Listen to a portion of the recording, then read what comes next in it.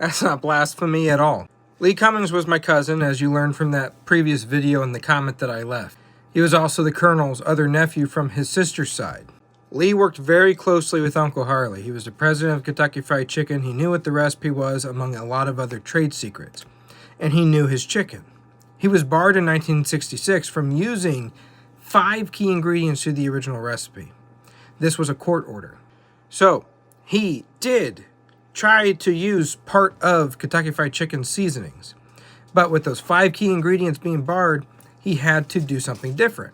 I can't tell you what those 5 key ingredients were, and I can't tell you what he substituted them with, but he found a combination of spices that complemented the flavor of chicken that he believed was better than his uncle's. And it's really the preference of the customer. What also determines whether it's better or worse is the management of either locations. You could have a really bad Lee's Famous Recipe location and a really good one, whereas you could have a really bad KFC and a really good one. Management is key. Good management is the secret recipe to success. Now, there's a rumor within Lee's Famous Recipe that says that they use the original recipe, and that's not true. Uncle Harley's seasoning was a very, very, very common combination of spices, except for one ingredient that was rare for the time, more expensive to get, had to special order it. We don't know 100% what it is. I think it's cardamom from my research, but other people have different theories. Lee also honey dipped his chicken.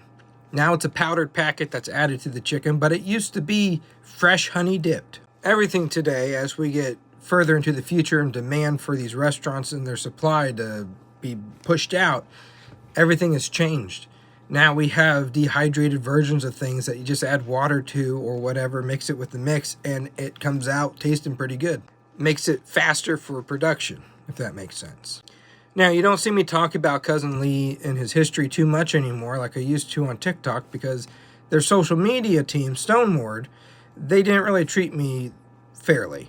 I wanted to work for Lee's as a spokesperson online, and they misled me, and I allowed it to happen. I allowed myself to do free work, so that's my own fault.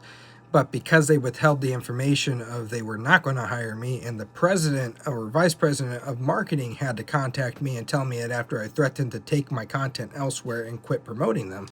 When that happened, I decided not to promote their food anymore on my page. But we do talk about the history here, and anybody that wants to talk about the history, I will discuss it with you as well. I will say Lee's Famous Recipe Chicken is very, very good. Kentucky Fried Chicken is very good as well. The trick is good management. You find a place with good managers, you got good food.